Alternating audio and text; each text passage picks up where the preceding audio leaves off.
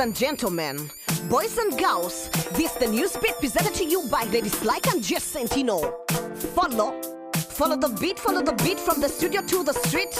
Info with the flow keeps you sharp and in the know. Sit back, relax, enjoy the news. Follow. Millions of people across the globe are getting ready for the year's biggest celebration, with activities and festivities taking place in the New Year's Eve tradition. From London's spectacular displays of fireworks along the River Thames, as well as the Waterloo and Westminster bridges, to the millions of pieces of flying pieces of paper and star-studded performances in New York's Times Square. From Berlin streets, celebration include light and laser shows and live band performances, to the vibrantly lit Kremlin clock and epic celebration in Russia's Red Square. In Scotland, New Year's Eve is celebrated for 3 days in succession. It kicks off on December 30th with a torchlight procession. The New Year's tradition of jumping into freezing water of River Forth marks the end of the celebration, but no place in the world displays more fireworks than Dubai. Last year, 500,000 fireworks lit up its sky, and the Gulf State got itself in the Guinness Book of Records for the effort, as the celebrations ended up with an artificial sunrise along Dubai's seafront. Kampala is also ready to welcome the New Year with fireworks across the city, and with public prayers which have become a permanent feature in Uganda's New Year's Eve activities. Newsbeat would like to wish you a fruitful New Year of peace and prosperity.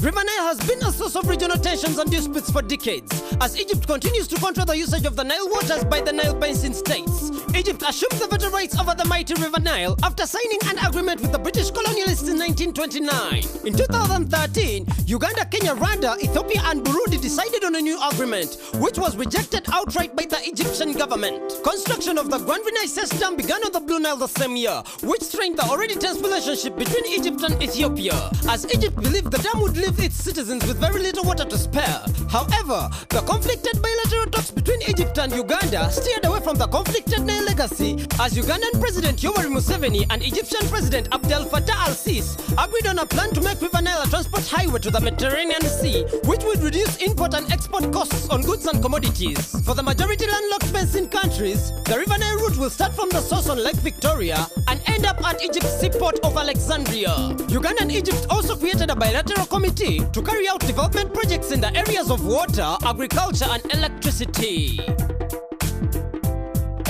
The internet is the big talk of the day. Our reporter Polo Raps is here with more details. The internet has changed the way we get our information. Nowadays, social media gets all the attention. Around the world, it's been an engine for democracy, with people able to express their opinions freely. But this is changing rapidly. Look at Gambia, Congo, Uganda, or Burundi. When elections come, the internet goes out. Good thing there is always a VPN to get you back on the cloud. In Tanzania, a major blogger has been arrested, and people fear that their freedom is being tested. Maxence Melo is the co-founder of Jamii, a blogging site followed and respected by many, and known to air politicians' dirty laundry. Melo refused to release the name of Jamii contributors and was thrown in jail for 24 hours. A Cybercrimes Act has been voted to protect people from online fraud, but it resulted in oppression and curtailing of freedom of oppression. Internet is supposed to make things more transparent, but apparently that's not a positive thing for the Tanzanian government. I'm Polo Raps, reporting for Newsbeat. Thank you, Polo Raps, for that report.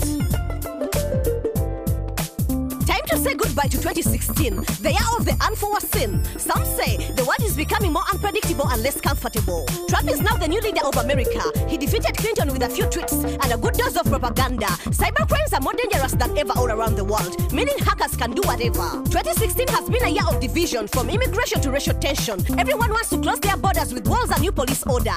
Everyone wants to leave the European Union, and Scots wants to leave the United Kingdom. Everyone wants to live a better life, so they can listen to better lies. Internet and technology have made the world smaller, but humans have not become smarter. Soon we'll be wearing smart glasses, driving around in driverless cars, spending time in virtual reality, forgetting climate change is not a fantasy. Hopefully, 2017 will be a better year of reason, where we accept our problems and look for the real solutions.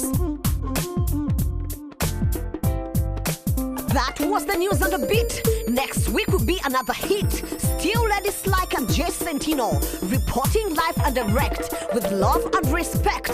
Follow the beat, follow the beat, follow the beat, follow the beat. Yes, follow the beat. Follow the beat, follow the beat, follow the beat, follow the beat. Yes,